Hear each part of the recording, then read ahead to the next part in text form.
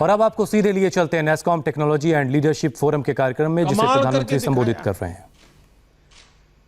When the chips were down, your code kept things running. जब पूरा देश घर की चार दीवारी में सिमट गया था, तब आप घर से ही इंडस्ट्री को स्मूथली चला रहे थे।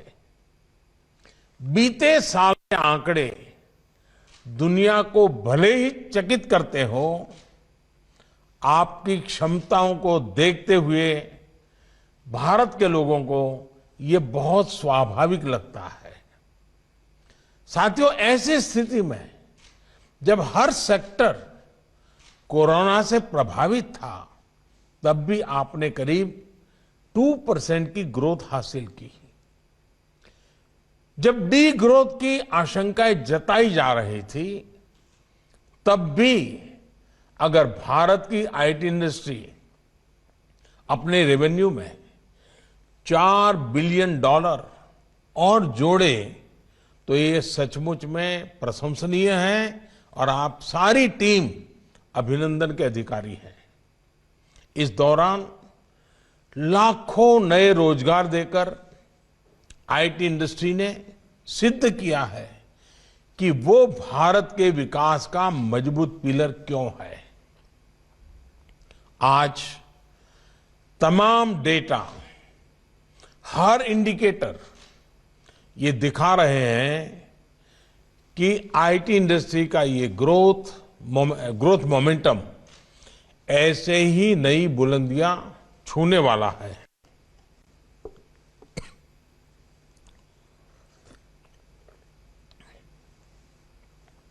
साथियों, नया भारत, हर भारतवासी प्रगति के लिए अधीर है। हमारी सरकार नए भारत के युवाओं की इस भावना को समझती है। 130 करोड़ से अधिक भारतीयों की आकांक्षाएं हमें तेजी से आगे बढ़ने के लिए प्रेरित करती हैं।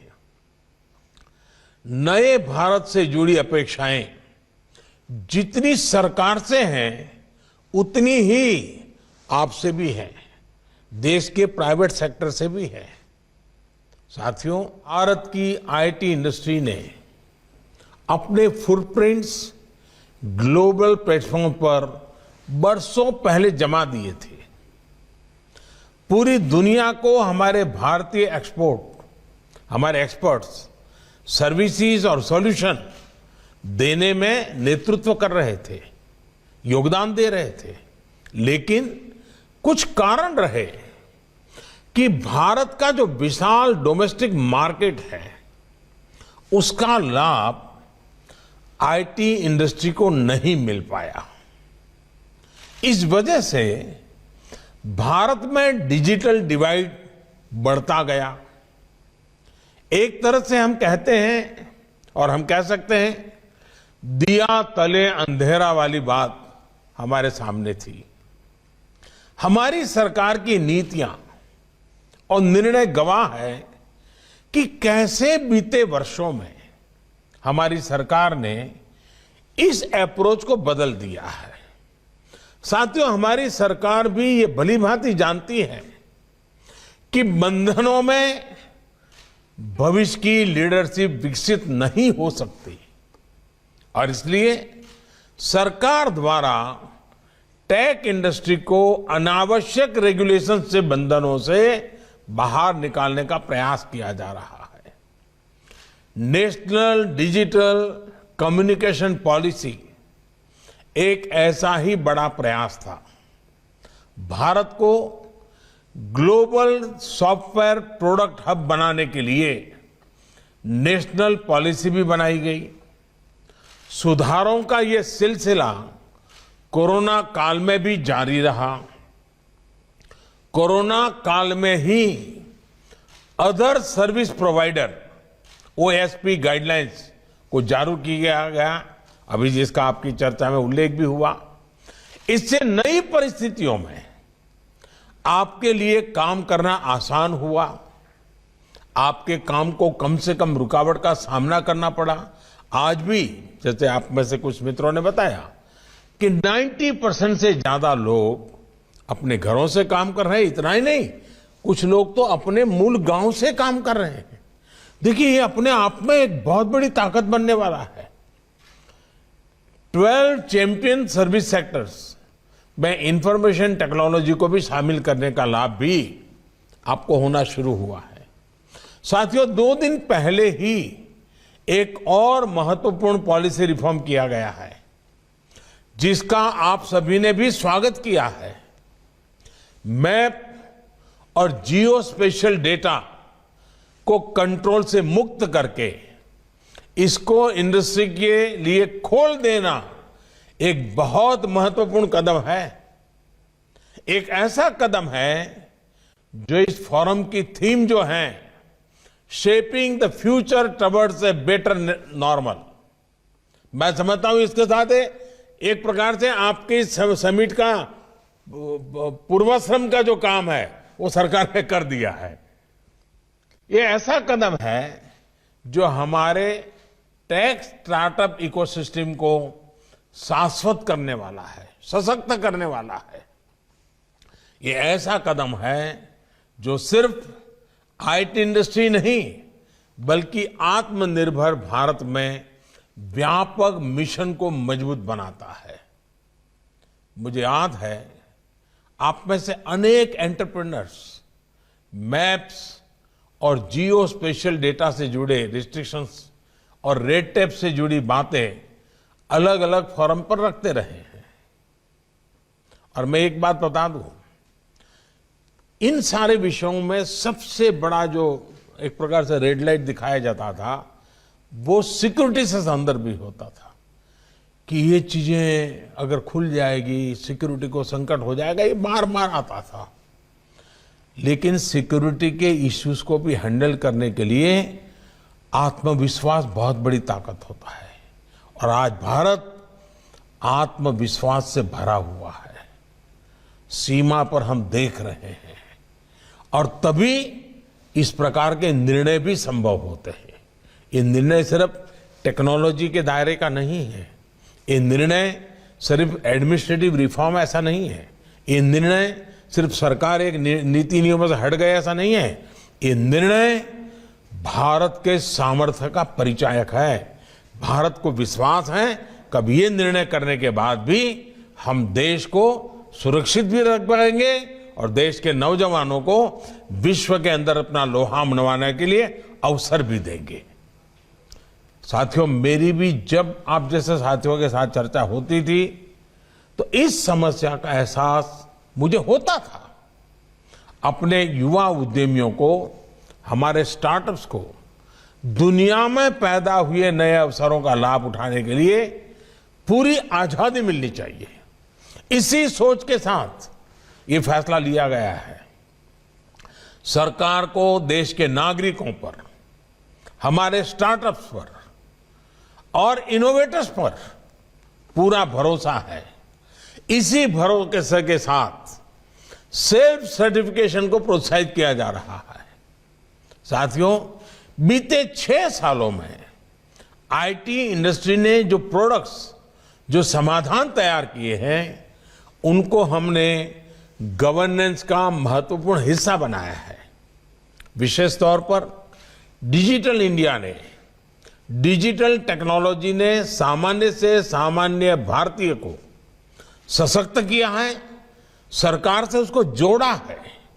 आज डेटा को भी डेमोक्रेटाइज किया गया है और लास्ट माइल सर्विस डिलीवरी भी प्रभावी हुई है।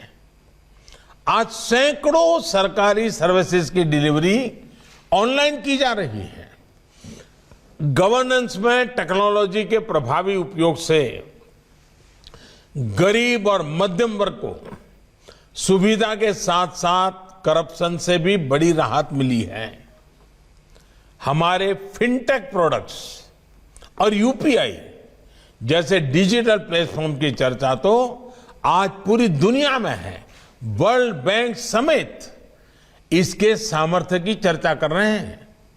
कैसे 3-4 साल के भीतर भीतर एक हैवीली कैश डिपेंडेंट सोसाइटी, उससे हम लेस कैश सोसाइटी की तरफ मक्कमता पूर्वक बढ़ चले हैं, ये हमारे सामने है।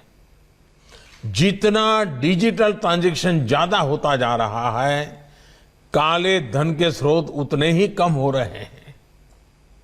जेम ट्रिनिटी और डीबीटी के कारण ही आज गरीब के हक की पाई पाई उस तक बिना किसी लीकेज के पहुंच पा रही है।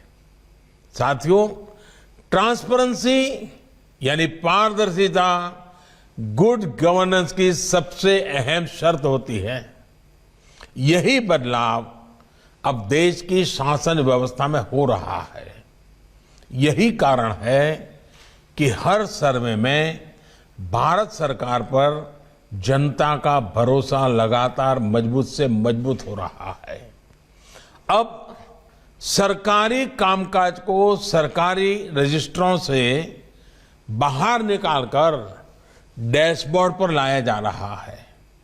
प्रयास ये है कि सरकार और सरकारी विभाग की हर गतिविधि को देश का सामान्य नागरिक अपने फोन पर देख सके।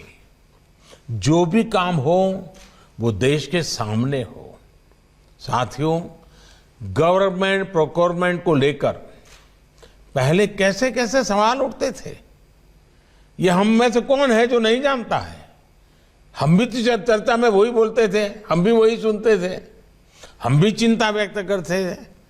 अब आज डिजिटल टेक्नोलॉजी का उपयोग करते हुए पूरी पारदर्शिता के साथ गवर्नमेंट ई मार्केट प्लेस यानी जेम GEM के जरिए खरीद की जा रही है। आज ज्यादातर सरकारी टेंडर ऑनलाइन मंगाए जाते हैं। हमारे इंफ्रास्ट्रक्चर से जुड़े प्रोजेक्ट्स हो या गरीबों के घर, हर प्रोजेक्ट्स की जियो टैगिंग की जा रही है ताकि वो समय पर पूरे किया जा सके। यहां तक कि आज गांवों के घरों की मैपिंग ड्रोन से की जा रही है। टैक्स से जुड़े मामलों में भी ह्यूमन इंटरफेस को कम किया जा रहा है। फेसलेस व्यवस्था विकसित की जा रही है। टेक्नोलॉजी से सामान्य जन को तेज, सटीक और पारदर्शी व्यवस्था देना ही तो मिनिमम गवर्नमेंट मैक्सिमम गवर्नेंस, मेरी दृष्टि वही उसका मतलब है। साथियों, आज विश्व में जो भारतीय टेक्नोलॉजी की छवि है, जो पहचान है, उसे देखते हुए देश को आपसे बहुत ज्यादा उम्मीद है, बहुत ज्यादा अपेक्षाएं हैं।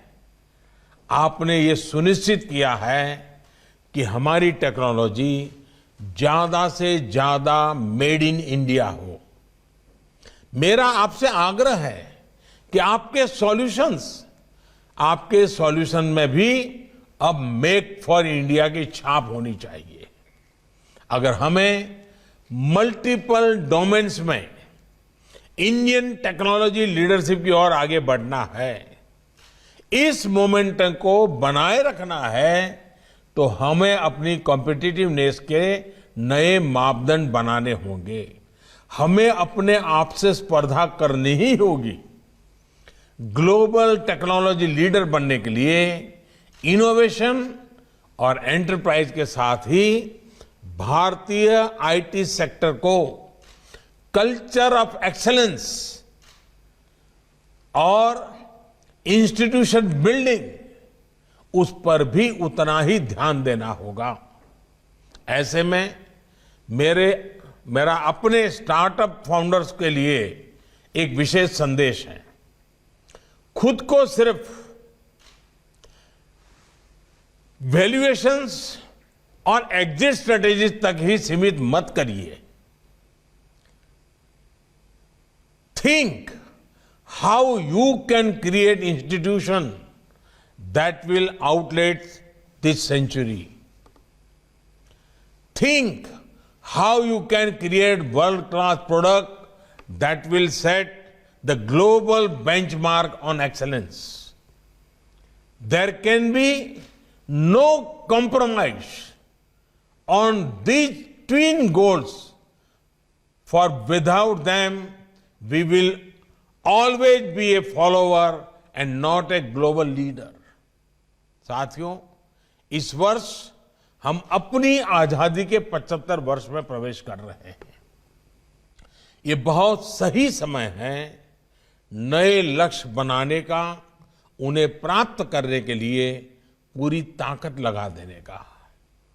अब से 25-26 साल बाद जब भारत अपनी स्वतंत्रता के 100 वर्ष मनाएगा, जब हम सेंचुरी सेलिब्रेट करते होंगे, तब कितने नए वर्ल्ड क्लास प्रोडक्ट्स हमने दिए होंगे, कितने ग्लोबल लीडर्स हमने बनाए होंगे, ये सोचकर हमें अभी से काम करना होगा। आप लक्ष्य तय करिए, देश आपके साथ है। भारत की इतनी बड़ी आबादी आपकी बहुत बड़ी ताकत है। बीते महीनों में हमने देखा है कि कैसे भारत के लोगों में टैक्स सॉल्यूशंस के लिए बेसब्री बढ़ी है। लोग नए टैक्स सॉल्यूशंस का इंतजार कर रहे हैं। लोग नई चीजें ट्राई करना चाहते हैं और खासकर भारतीय एप्लीकेशंस के लिए तो उनमें एक उत्साह है। देश मन बना चुका है, आप भी मन बनाइए।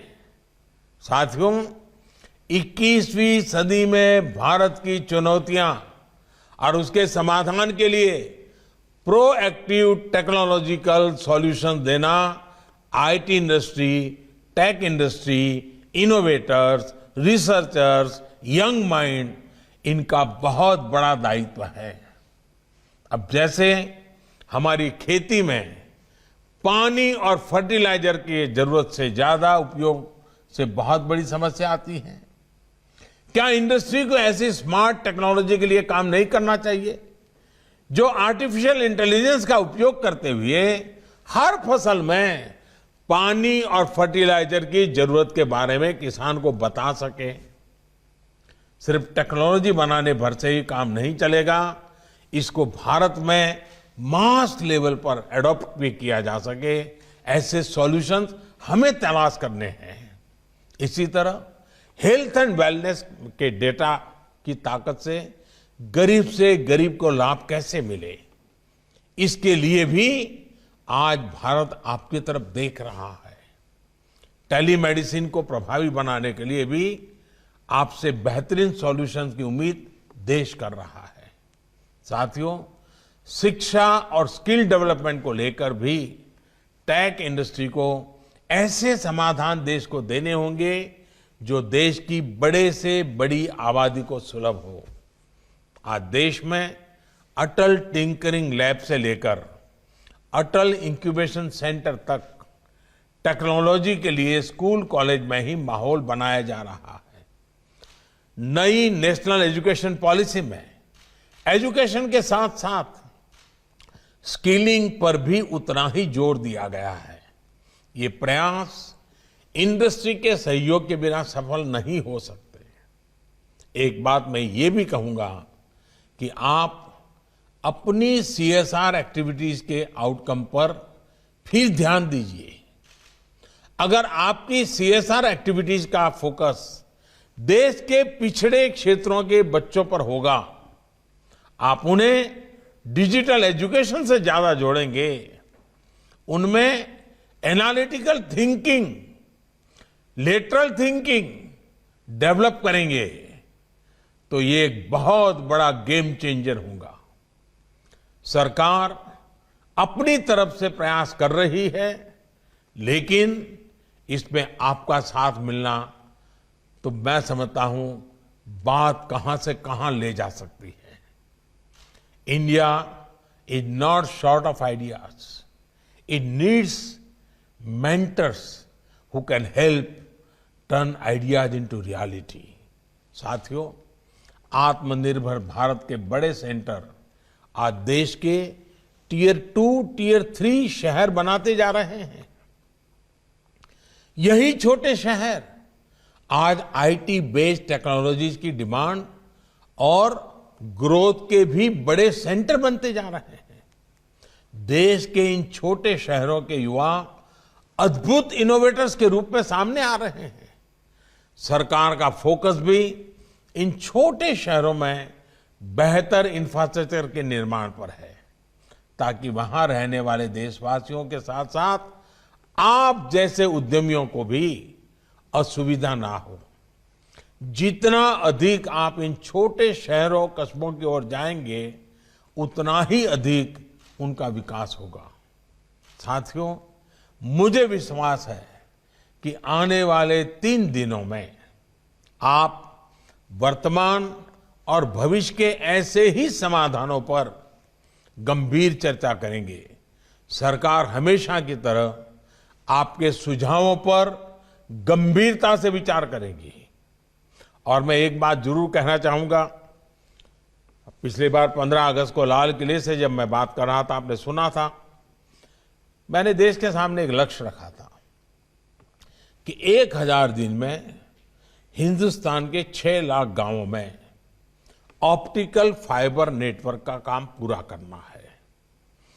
अब ऑप्टिकल फाइबर नेटवर्क ये तो एक स्केलेटन हो जाएगा और मैं पीछे लगा हूं तो शायद हम कर भी लेंगे, राज्य भी इसमें हमारे साथ जुड़ जाएंगे, लेकिन उसके बाद का जो काम है ना, वो आपके दिमाग से जुड़ा हुआ है।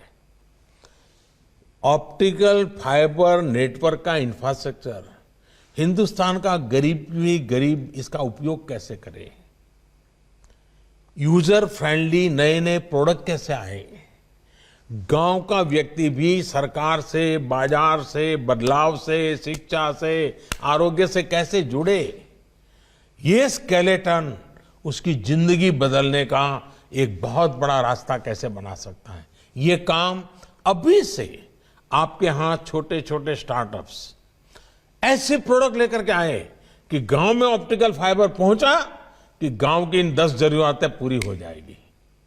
गांव के अंदर ऑप्टिकल फाइबर पहुंचा, गांव के बच्चों के जीवन में ये चीज बदलाव लाने के लिए मेरे पास रेडी है। आप देखिए कितना बड़ा अवसर है, कितना बड़ा अवसर है। और इसलिए मैं आपको निमंत्रण देता हूं कि सरकार इस काम को कर रही है। आप सोचिए, आजादी के 75 साल के लिए आप क्या कंट्रीब्यूट करेंगे, कुछ तय कीजिए। 2047 आजादी 100 साल के लिए मनाने की जाएगी। आपका रोड मैप क्या होगा, आपके लक्ष्य क्या होंगे, उन लक्ष्य को लेकर के कैसे चलना, उस पर तय कीजिए। हमें लीडरशिप लंबे अरसे तक लेनी है, हर क्षेत्र में लेनी है, पूरे सामर्थ्य के साथ लेनी है। और इस लीडरशिप के आपके इस चिंतन मनन से वो निकलेगा, वो अमृत देश को काम आएगा। इसी एक अपेक्षा के साथ मेरी आप सबको बहुत बहुत शुभकामनाएं। बहुत बहुत धन्यवाद।